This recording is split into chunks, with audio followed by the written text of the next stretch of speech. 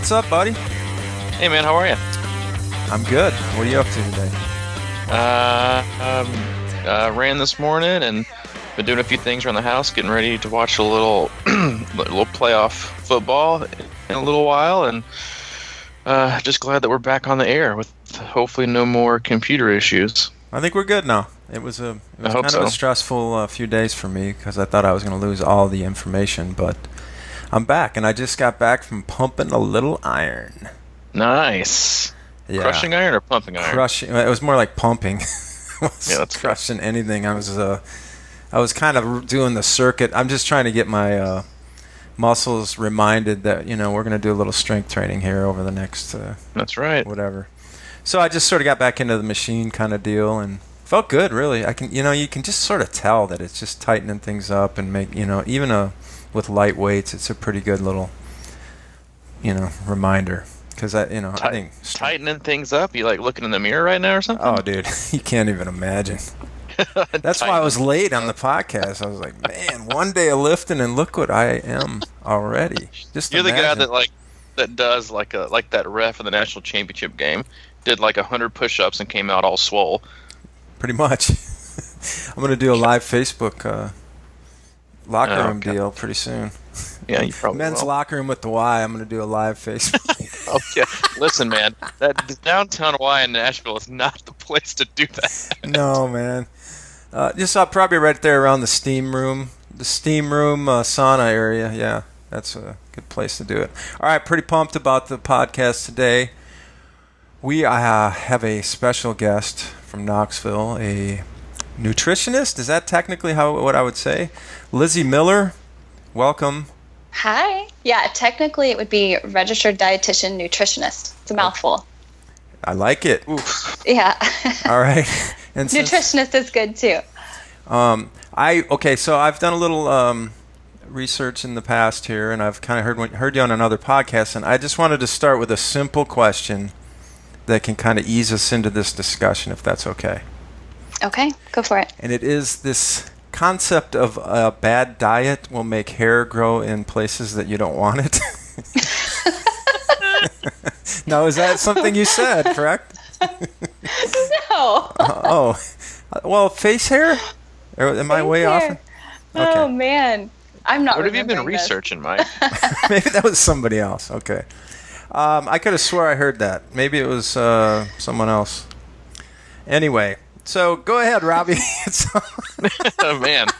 I hope people are still listening once we actually get the How are you thing going to follow rolling. up with that one? Yeah, seriously. No, I'll get us. Mike's good at getting us off track. I think I can try to do my best to get us back on track. Yeah, let's do it. No, Lizzy. First, I mean, Lizzy is one of our crushing iron triathletes, and I wanted to bring you on specifically just to talk about not just nutrition, but give us a little bit of your story, your background and experience. But this is one of those times of the year where everybody makes changes, whether it's just nutrition and exercise, picking up the sport, different kind of sport to kind of mesh with their weight loss journey. Because I think that's pretty common. Yeah. I'll train for a half marathon so I can lose weight, because I think it makes it easier on people to kind of get motivated. I know for me specifically, that was the reason I got into triathlon. Was I was super overweight, weighed like 220, 230 pounds, was depressed, and losing weight just in general didn't really seem super appealing, so I kind of had something else I wanted to go for it. But just first off, I guess give a little about your story, background, experience, and then we'll kind of hit on some more important topics outside of strategic nutrition planning for growth of hair. Okay. I like where we're going to end this conversation. Yes. Sounds good. Well, I'm a dietitian and I'm a triathlete. So I get to be my own sports nutritionist, which is nice sometimes. I started getting interested in nutrition back in undergrad, really, which was back in 2003, 2004. It's been a while. And the reason I got interested in nutrition is because I was battling with an eating disorder, and it was I used it to my advantage, kind of an educated, restricting type of relationship with food. And over time, I had a running partner, and she mentioned triathlon one day while we were running. And I kind of just brushed it off, and then she kept talking about it, and I was like, sure, okay, why not? And that's how I got into triathlons, and nutrition all happened at the same time. And when you have an eating disorder, you don't like to eat, or the kind, I was anorexic, bulimic, and pretty restrictive when I did eat. So training for something, it wasn't working out. So in a way, triathlons helped me get through an eating disorder, because over time I realized, hey, if I want to keep doing this, I need to fuel my body. And so tried to have a healthier relationship with food and a healthier relationship with training. And gosh, I feel like it's been a really hard battle, long battle, probably about 6 or 7 years before I could say I was completely recovered. But I feel like I owe everything to triathlons and getting started in nutrition. It has all gone hand in hand with shaping where I'm at this point in my life. So that's my story in a way. Yeah. Yeah, I like it. So obviously, one of the things with me, and I kind of emailed with you about it, was this the beginning stages of that change, and what you went through, and how, if you learn anything along the way about getting started and changing your diet, because that's not easy for people to do. Absolutely not. And whatever side of the spectrum you're on, if you have an unhealthy relationship in terms of, overeating, or unhealthy towards, I don't want to touch it, I don't want to look at it. It's having to change your mindset takes a lot of support. I had a lot of support from who is now my husband. He helped me a lot, and then, specialized help in that area. But really, a lot of it came down to realizing, if I keep doing this, I might not be around for a while, or I'm not going to be able to do things I want to do. That was the big change for me. If I don't eat a healthy diet, I can't do the things I want. I can't perform the way I want, and I'm super competitive. So that kind of drove a lot of my decisions, I think. And that's your why, Robbie. Yeah. Your why. I got that. Yeah, that's her why for sure. Yeah. But no, I think that's pretty common. I mean, I think from the side of, and I think that you see this a lot with triathletes, and I see it a lot with runners. Just in my day-to-day job, is there are some athletes are so consumed, and I think this is just society in general, but are so consumed with looking like they are a runner or a triathlete, mm-hmm. And that they are nutritionally restrictive, that they weigh themselves daily, that if you see somebody, winning a race and they're super skinny, you think, all right, that's what I feel like I need to be in order to be successful, and I want to be a triathlete. When in reality, doing long distance stuff, racing, no matter what kind of format it is you need to have a resilient and durable body, and you can't have that without weight training and proper nutrition. But, Lizzy, I'd like to get your take on, maybe how you see that in the community, just at races in general, or your perception of, do you feel like that is a problem with endurance sports, is that you feel like you have to look, like, in my opinion, like almost, I see this one lady on the trail and she looks like almost emaciated. And I feel sorry for her, because I think, like, surely she can't feel like that is like prime health or prime health for performance. And I'd just like to get your take on, that perception and how rampant you think it might be.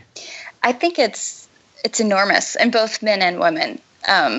And probably something people don't talk about a lot, because you don't want to sound vain or anything, or preoccupied with it. But with endurance sports, for the most part, they're individual sports, right? So like with triathlons, it's not a team-based thing. You compete for yourself. You're always trying to get better than your last time in whatever event. And so we're constantly comparing ourselves to what we did last time. Or I know this person wins a lot, or they're faster than me and they look like that. So you want to try to get to that, whatever physique they have,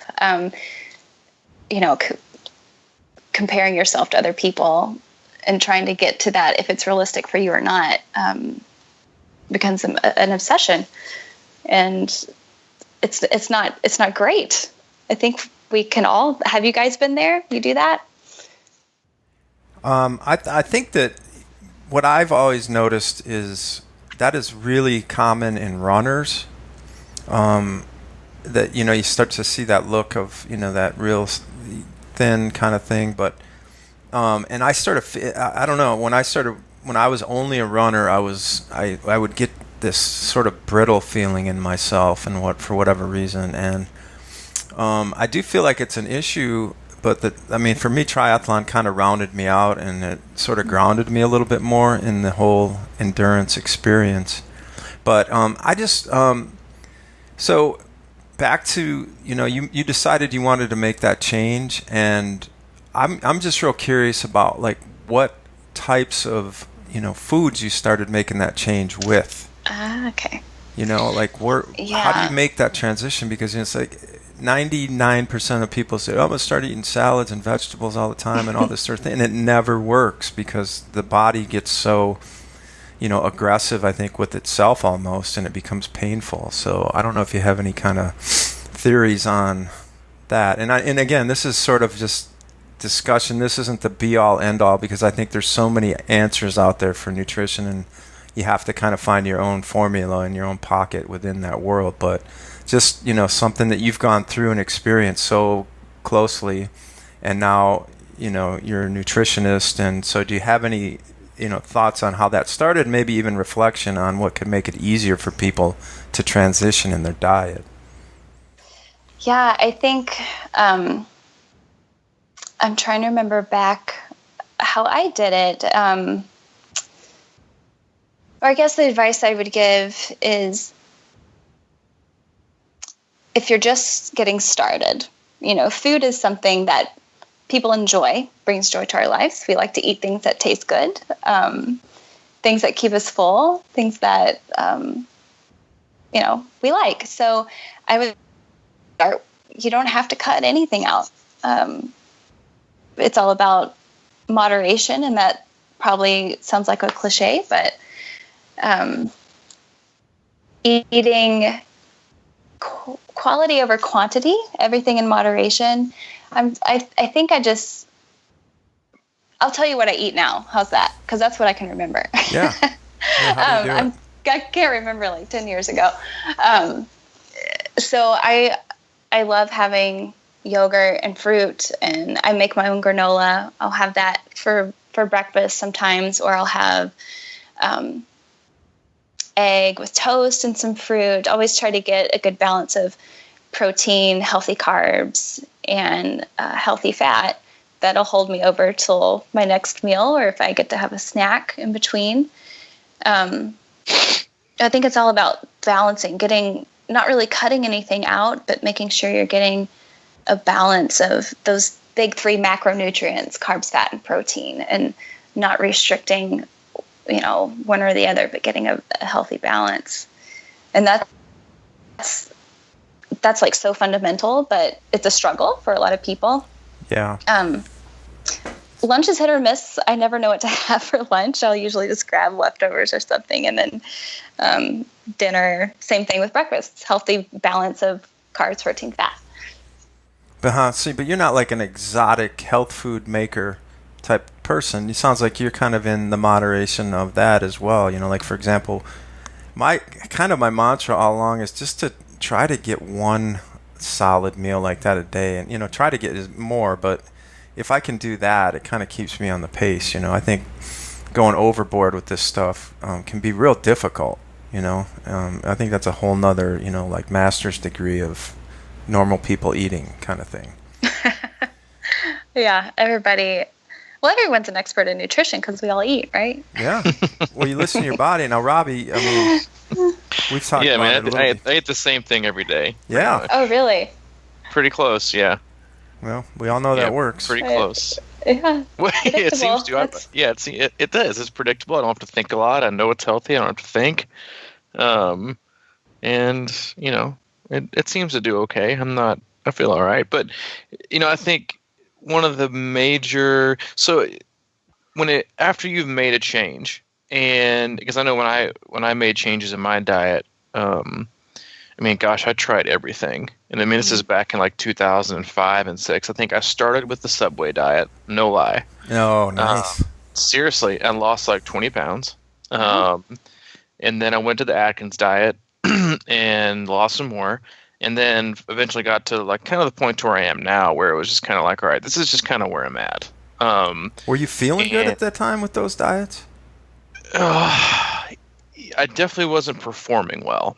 And I think that's kind of what I want to get, both of your takes on, is that I think for me, and I think obviously it's the opposite for you, Lizzy, but I think Mike, to you as well, is that, like for me, I still have a difficult, like I got into the sport to lose weight. So there's always that, it's always going to be attached to my relationship with the sport.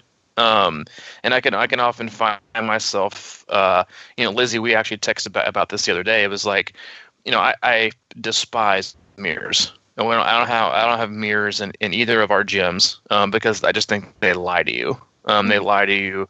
All they do is reflect your negative perception, on something that doesn't need to be validated. But I still see myself, even when I'm weighing like 68, 170, I'm 6 foot, I'm in pretty decent shape, I'll still look at myself with that distorted view.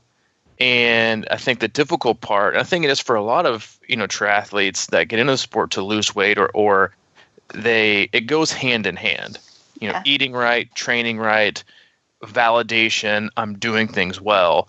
And I think it's difficult to manage. I know it is for me. And I know, I guess from a warning sign standpoint, it's like, if I get on the scale every day, then I'm off. Yes. Like it's like something is totally, and I went through this phase last year. I think it was maybe earlier in the year, and I literally got on the scale almost every day. And it was, again, it wasn't a, as much as I bash on Strava and digital affirmation, scales are a digital affirmation, or a negative context. And to me, at that point, when you're kind of grasping for, okay, I am doing well. This is working. I might not have had a good workout yesterday, but I'm down a half pound. And like, dude, I might fluctuate between like 166 and 172 all year long. So I'm not looking at some like drastic change, but it's still somehow I equate it to, I think this is where I'll go with you, Lizzy, is like somebody tells me, yeah, I'm doing my first Ironman. I'm shooting for an 1140. Mm-hmm. Mm-hmm. Okay, where did you get that number? From, yeah. I mean, how did you like, where did it come from? You have no experience. I haven't. So for me, I'm thinking like 166, 167. That's like perfect race weight for me. Like, where the hell did I get that idea from? It's like, what kind of validating evidence do I have that that's actually how I perform well? When in reality, my fastest Ironman times this last year, Wisconsin, and then Arizona in 2011, I was over 170. And so I just kind of get, both of your takes, obviously, Mike, from your aspect, and then Lizzy from your personal spectrum and the professional. Like, what are your thoughts on warning signs, and not just warning signs, but like how to deal with that as an approach in a relationship? Yeah. Well, it's a sticky one, I think, because personally, I do think that if you're going to be elite, you got to be, that's such a fine-tuned element that you got to be ready for. I mean, if you're going to be up there winning Ironman, you probably have to be as muscular as possible and as light as possible. I don't know. I'm sure there's exceptions to that rule, but in general, for me, I do a lot of things just by feel in general. So I always think that, if people are just doing whatever they can to get their weight down by, starving themselves or whatever, I think that in the long run, that's probably more detrimental. It's almost like I think of an Ironman race as something that I come out of hibernation for in a little bit of a way. It's like I want to have a little extra there to burn off, But, again, I don't know what the heck I'm talking about. That's just my gut feeling. But I do think a lot of people go into it just depleted in general nutritionally. And it's because they're, maybe starving themselves or sacrificing a lot of things that could maybe help them in a long day like that. But, Lizzy, you're the expert. Yeah, I was going to say, when you get to elite athletes, everything is so calculated. That I don't know that I would want to be at that kind of level, just because it is so calculated. There's not a lot of room for error in nutrition or in your training, anything like that. But I'm going to echo, Mike, what you said. Go off feel. I mean, I think there is a time and place to step on the scale. For several reasons. I know a lot of people are kind of against it.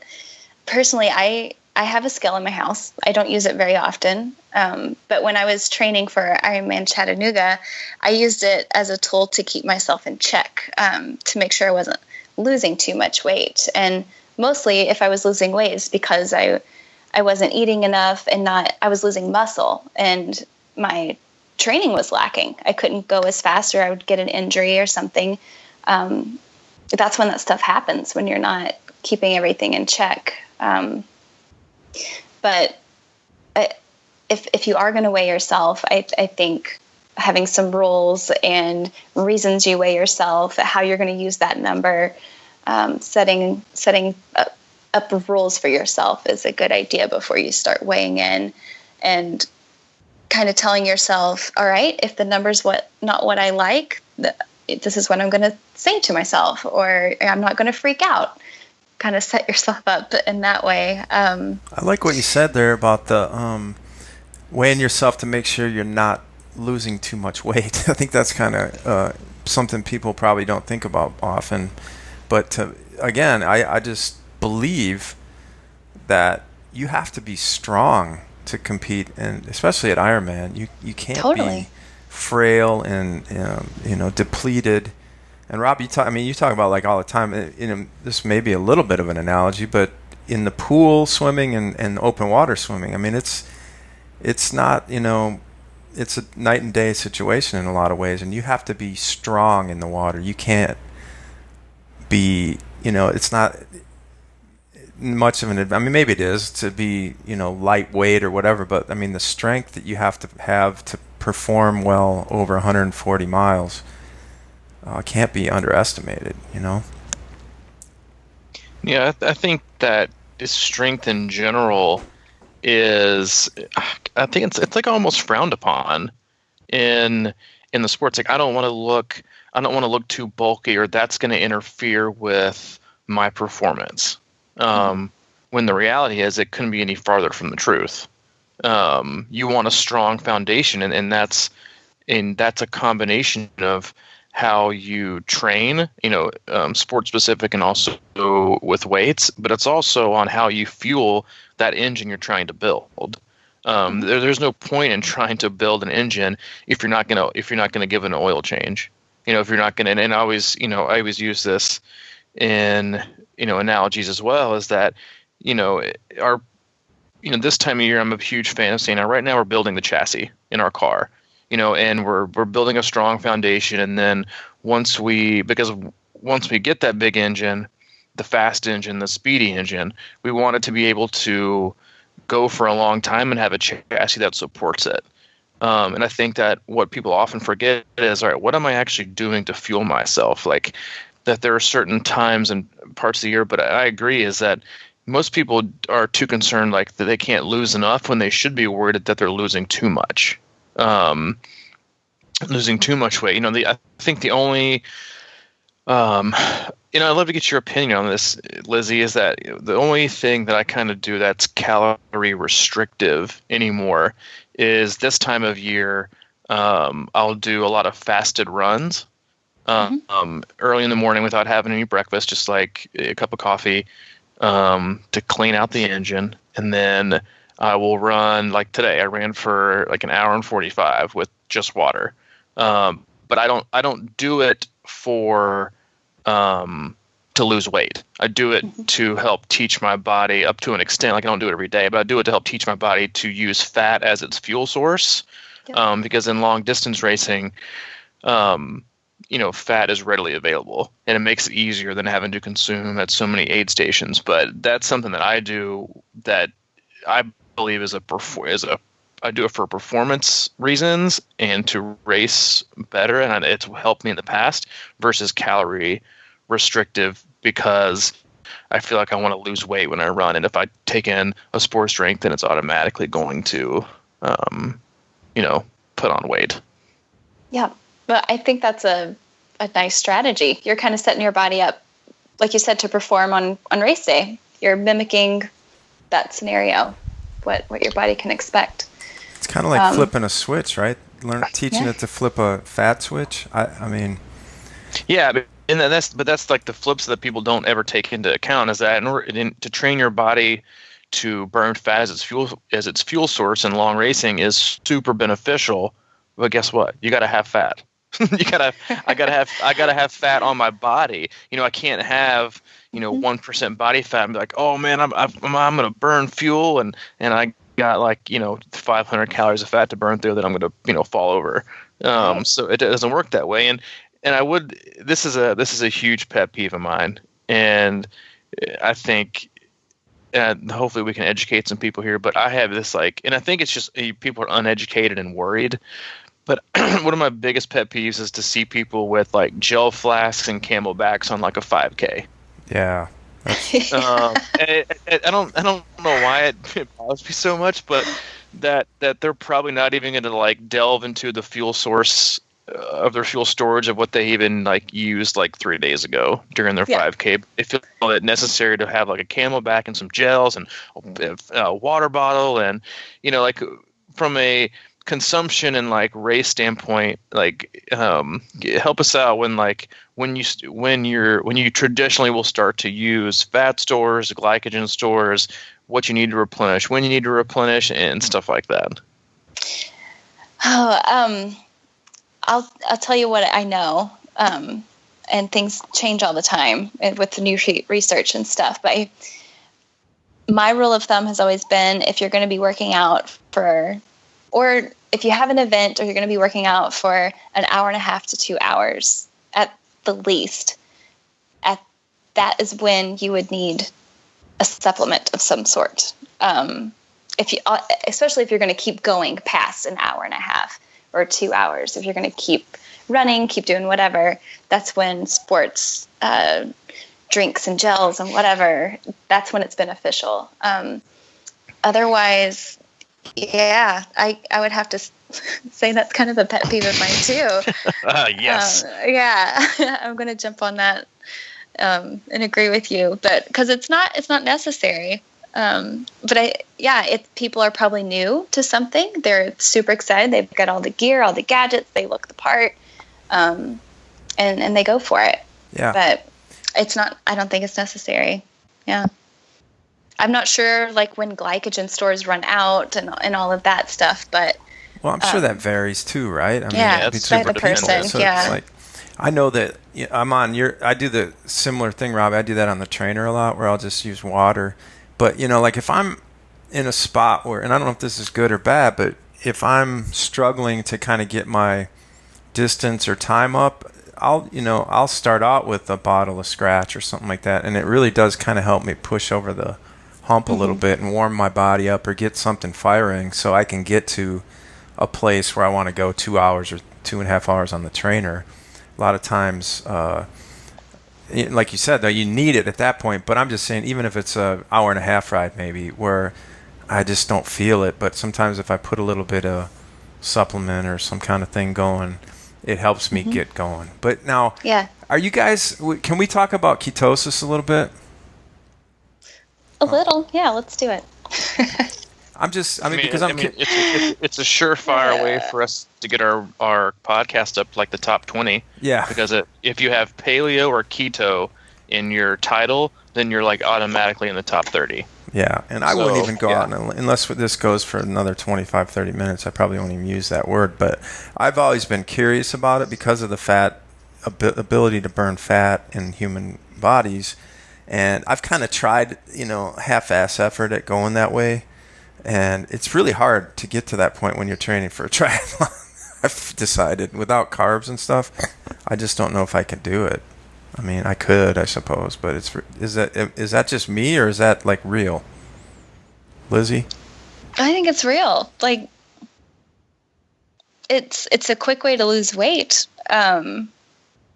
doing something like that. But high protein, low carbs, getting your body into ketosis. But it's not a good way to perform for endurance athletes. Getting to that level, yeah. Unless you're unless you're really good at it, What do you mean? Well, I don't know. I mean, obviously, don't some endurance athletes do it that way, or am I way off base? I guess I'm off. No, I'm not sure. Yeah. I don't know. I don't know of any that do. Yeah. Like, you got to have those carbs. That's going to keep you going. Restore glycogen, have quick energy during an event, or, restore glycogen as a recovery after a workout or after an event. Okay. Because I guess it was derived from that Mark Sisson guy. I don't know if you've heard of him, but he's a kind of a paleo ketosis endurance guy. And he's like 50-some years old. So I kind of got into him for a while, and I was trying it. But I think you can, maybe not Ironman. I don't know. It's all marketing, man. It's like when they used to tell us cereal was good for breakfast. Yeah.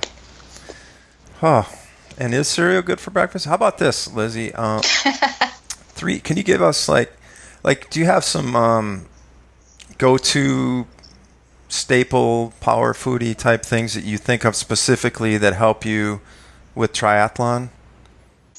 I would say I'm not a huge meat person, so for me, eggs are my go-to protein in the morning, and sometimes at night. Avocados, healthy fat, and they keep you full. They have lots of good things in them. And I would say spinach in smoothies. That's one of my favorite things to do, because you get iron, a little bit of fiber, and you've got your smoothie.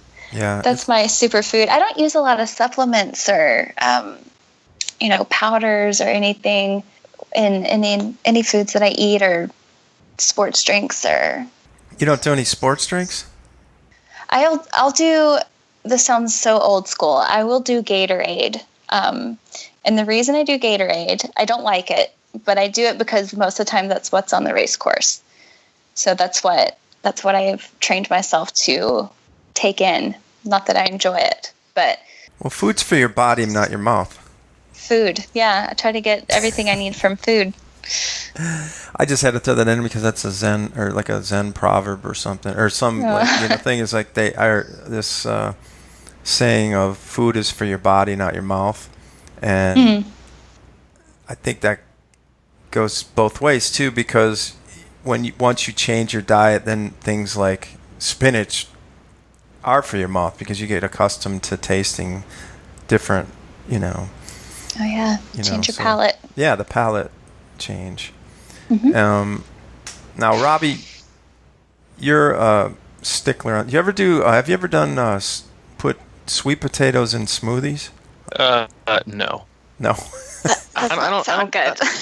I don't do smoothies though. I mean, I eat sweet potatoes like they're going out of style. And I'll make lately I've been taking probably 7 or 8 sweet potatoes, chopping them up with it's circular, inch wide, and grilling them with a little bit of salt on them. And oh, dude, they're so good, and they're good for a couple days. Because I'll just make a bunch of food in the grill, and we'll eat off that for a couple days. Just makes it easier with the baby. But I'm a huge sweet potato fan. You know, that's my pre-race meal: steak and sweet potato. Really? Yeah, it's my go-to. Not steak in the morning, though. No, not steak in the morning. But 2 sweet potatoes pre-race is my go-to. Long race, not short race, but long race. Yeah, you know me. It's like Danishes. Yeah, you're a Danish. Convenience store Danish. Like a cheese Danish or something? Yeah, like something you buy at Mapco. Yeah, like a big Texas. Yeah. 7-year-old Danish. Then, Lizzy? What are some good ways to be able to tell if something is just total BS or not? Because it's like, I feel like food, nutrition, supplementation is like at the forefront of like marketing pyramid schemes when it comes to fooling people. And I think EAS even has like this like ketogenic like diet, like supplements that are geared towards endurance athletes, like keto meal replacement. And I just think stuff like that's total garbage. But like what's some good like tips you can tell our listeners to like weed their way through like what seems like an unending amount of information and marketing and advertising and Facebook posts and magazines, and like what to figure out what's best for them and what's right for them and what truly works? Yeah, that's what's so hard about nutrition is it's so broad. It's changing all the time. And people use marketing, like you said, to sell products and to get people interested in the latest trend or latest fad. It's like, trying to tell the difference between fake news or whatever. I would say, first of all, I think everyone should educate themselves. Be your own researcher before buying anything or buying into anything. Do your own research and make sure you're looking at sound sources. I would always say that of course, I'm going to be a spokesperson for this because I'm a dietitian, but the Academy of Nutrition and Dietetics is a great resource to have. They have public-facing articles that you can use and ask questions and see what's legit. But I would also say talk to a dietitian, and they can help you do the research to figure out what's right, or what's legit, what's not. And then if something, of course, use your gut. If something sounds shady or you're not falling into it, go there. But if you do buy into it and you are trying it, if you make any change nutritionally, let's say you're trying to lose weight or something, and you make any kind of change, depending on where you're at on like a weight scale, you're going to see change. You might feel a little better for a while because it's something new. Your body's adjusting. But over time, your body is your best resource. And if you can tune in and really listen to your body, how it feels, how it's performing, and if it's not doing as well as it was, then it might be because what you fell into is not the best option for you. I don't know. That's not a straightforward answer, but that's the advice I would give someone. Yeah, I mean, you're not. I think that's a good answer though, because it's like we were saying, you can't just tell somebody exactly what to do. You have to kind of find your own way in a lot of ways, and I think that's true with triathlon. Now, I have this thing that fascinates me regarding nutrition and the body in general, and it's called inflammation. And I think inflammation is at the core of 90% of modern day ills and triathlete pain. So I'm very curious about things that reduce inflammation in the body. And obviously nutrition plays a huge role in that factor. So do you want to riff on that for a little bit, the inflammation foods and things of that nature? Yeah, I will approach it carefully. How's that? Fair. Because yes, there are certain foods known to help decrease inflammation, whether that be inflammation in your gut or systemic inflammation, help with muscle inflammation, whatever it might be. There are foods that have been shown to help with that, but I might upset people, but I would tell someone to be cautious before spending a lot of money getting blood tests and having someone put you on an inflammation diet, because currently that's not completely backed by science. It's not completely evidence-based. And that's where I take a stand with most nutrition things. Is it backed by evidence? Has there been lots of studies that can repeat the same outcome? But I also tell people, if it makes you feel better, not eating this and eating this, awesome. Who am I to tell you not to do something that makes you feel better? Mm-hmm. I like I said, I'm going to approach that carefully. I think that's all I'm going to say about it. Oh, wow. Okay. Yeah. Robbie, any thoughts on that? I don't know. I mean, I'm a huge fan of I do the same thing on, like what you said, like earlier, I eat stuff that I feel like makes me feel good, and I can tell when stuff makes me not feel good. I'm the same way on the race course. Is I don't have a timer when I'm supposed to drink. I just drink to thirst. And I thought people probably disagree with that, but I mean, there's sciences. There's something different every year out. It seems like with science when it comes to people are underhydrating, people are overhydrating. And for food, for me, it's like I know what works, and that's probably why I don't vary so much in what I eat. Is I feel like I know what my body likes and what it tolerates, and I think like there's no like real better way for me to describe it, but like if I eat well like 6 days a week, and then like on Sunday, like if I decide to order like some pizza, then I've got hell to pay on Monday. Mm-hmm.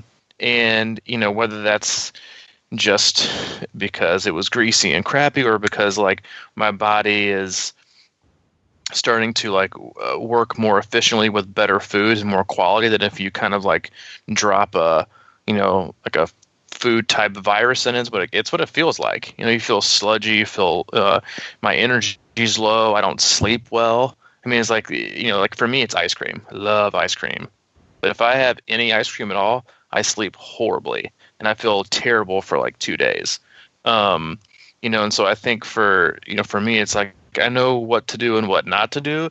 The main thing is just like limiting how many times I actually like, what? It's worth it today. I'm going to get some ice cream. And just kind of listen to my body and knowing that if I'm going to recover, which is when you're the most inflamed, I need to eat. Okay, I'll give you a good example. And Lizzy will probably frown at me for this, but so I ran long this morning and I got back and I was like, it's kind of been like our little Sunday ritual to go like grab a couple donuts from Dunkin' Donuts down the road. And so I went and got some, and I was like, I can't just have that as a post-recovery workout. I can't just to cheat. So I like made my usual chocolate eggs. milk. Yeah, dude, don't get me started on chocolate milk. I had my eggs, my turkey bacon, and I made sure I had something healthy with my protein shake to recover. But then I did have like a Boston cream and a sour cream donut. But I knew that I just couldn't have those two and actually get some decent recovery nutrients to help my body rebuild. Although it would have been nice to have like 4 or 5 of those, I didn't do it. I'm going to go on a limb and say Lizzy's going to be okay with that. Yeah, I think I'm okay with that. All right, good. I think I've done it. Good. Yeah. I like to hear. Whew, Yeah. She's not perfect. No. My favorite recovery food when I was trained for Ironman Chattanooga was a milkshake. That's what I would go get after a long ride. It was like a treat. I looked forward to a milkshake after a long bike ride. I would have that and then something else, but yeah, your donuts, my milkshake. Like, Yep. it's good. For sure. Yeah, Yeah. I think I remember reading that somewhere, like if you're going to cheat, I guess that's in quotations, like make it right after or like within a certain window of a long workout. So it's not like right before you go to bed at night, which is like usually the downfall of most people. It's like 8 o'clock and you're like, man, I would love 8 or 10 double stuffed Oreos right now. Not really the best idea, but to have like a post training session is usually the best way to do it, because I don't know if you're like me, but I'm usually hungry, but I just can't eat a lot after a training session. I just can't. Versus like 10 hours later when it's like 6 o'clock, I'm like, I could totally take down a pizza and some wings right now. Mm-hmm. Yeah, and your body's more efficient right after a workout probably too at digesting and breaking down things and the whole 9 yards. I mean, my thing is like always kind of been, like what you were saying, Robbie, about eating well 6 days a week and then going off that train. And a lot of people have that as a kind of a construct to sort of shock your system and make it kind of make the immune system or things go into overdrive and then get back on. But I do think that the better your diet becomes, the harder it is to go off the rails, because it does react, Mm-hmm. I've kind of been a habitual cheater on my diet, and that sort of pays off, but I wish I could be better, more consistent with it, but I think if anything, it just impacts my workouts, and my energy levels to do that. So it's kind of a double-edged sword in the sense that I asked you one day, maybe a month ago, I asked and I was specifically talking about in-race nutrition, if you thought it might be a tad overrated. And I, on some level, I think kind of it is, because it goes back to that thing you're talking about with the 5K. People sort of crutch on it, but I do notice that, when I'm getting in really good shape, I just don't have to reach for it as much. I think your body's just more efficient, with oxygen and things like that, where you're not craving that sugar hit. And am I way off base with that, or is that something good, Lizzy? I think that's good, but I also think you've got to, if you want to keep going, fuel like every hour, 200 to 300 calories. Oh, yeah. I just knew you like overdoing it. But I think you can definitely overdo it. And you do when you train like that, like you said, it's your body does become more efficient. That's why, like Robbie's, he's having fasting runnings to get more efficient in that area. I think you're right on track with that. Because aren't there people out there like that talk? Because there's there's difference of opinion. Like, for example, on the bike, some people say 200 calories, some say 4, right? Isn't there a range? There's a big range, depending on, how big you are, how much calories you actually need. There's quite a big range, and what you can take in. You don't absorb, of course, all of that you eat. Can't really use it all. Right, Robbie. What's your target? That time. For like what distance we talking? The Ironman calorie intake on your bike per hour. Man. Is it? It's definitely dependent on the course. Like depending on how long I'm going to be out there, because that is a huge factor that I don't think people necessarily take into account. Because there's two ranges, and this goes to 70.3s as well. Is that if you're out there for longer, you're going to be going slower, which the slower you go, generally, you can tolerate taking in more, both hydration and calories. The higher working at a higher intensity, it's a little more difficult to be able to absorb those. So if you're a 8-hour Ironman cyclist or a 4:30, your nutrition needs are going to be totally maxed out different. For a 70.3, I can get away with just gels and some EFS. For a full, like for Wisconsin, I did 2 gel flasks and 2 full like giant EFS bottles that were concentrated, and so I probably totally had about probably close to 1,800 maybe calories over the 5.5 hours I was out there. But then again, I don't take in a lot on the run either. And so I think that's something a lot of people kind of disregard, is that on the bike, you're also, I mean, for me, if you're going to run the marathon, you can't take in that many calories. You just can't. And so for me, like on the marathon, I probably don't even take in 1,000, not even close.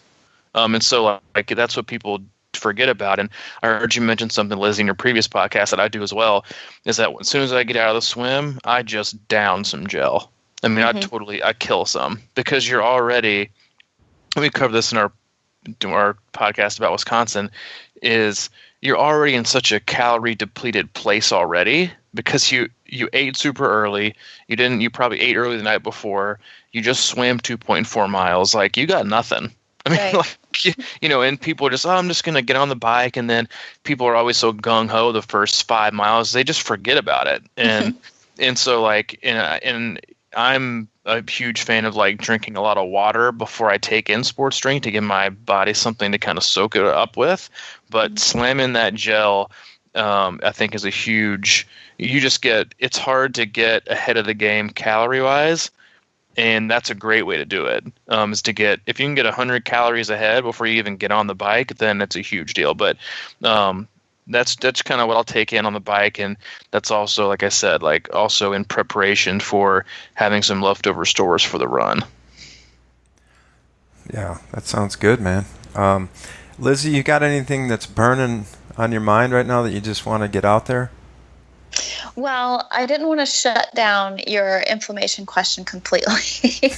I feel bad about that. But I think I'll just kind of go back to that and reiterate, listen to your body.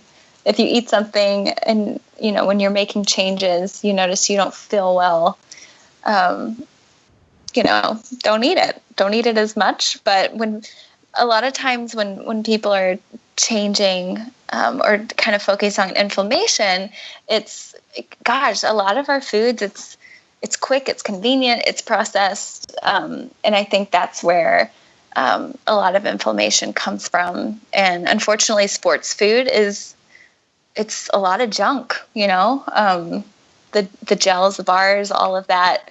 I don't know. So just my biggest thing for anyone is just listen to your body as much as you can. And it's always worked well for me. I haven't always been a very calculated person. So I think that's what I'll end with.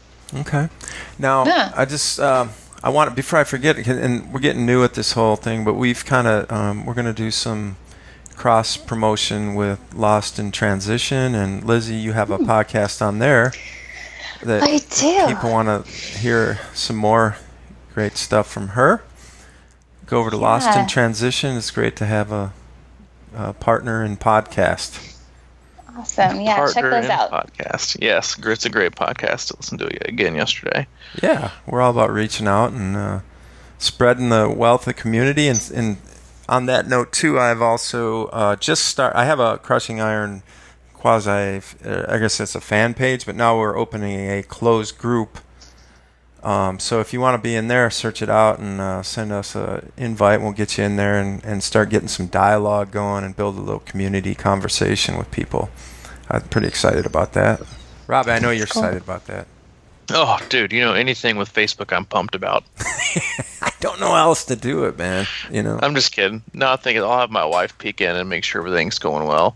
Yeah. I do want to say, Lizzy, I appreciate you being on. I know you're super nervous, but you did a great job. And I was totally blown away at the emails we got a couple days ago. The feedback from listeners, and we'll start to, quote unquote, accidentally not get podcasts out on time if we're going to get that kind of a response, because it was pretty cool. Whoa! What was that just there? The accidentally. Yeah, like in the future, if we're going to keep getting emails, we might just not, your computer might have to like crash, but not really crash, but crash so we can get nice emails like that. Oh, yeah, people, that was cool. Yeah, that went right over your head, man. You're getting a little, I did struggling. It was big to me because I we have made that commitment on Monday and Thursday, and we've been real good about it. And then literally, when my computer crashed, it was that was nothing personal against the podcast, but that was probably the least of my worries at that time. I thought I was going to lose everything, and it was a kind of a stressful time. But now I have a new computer, so we should be right on schedule. It was the Russians. I know. Man. I told you not to bring that up. I'm afraid of that shit. Sorry, man. I can't not do it. I'm pretty sure it was them.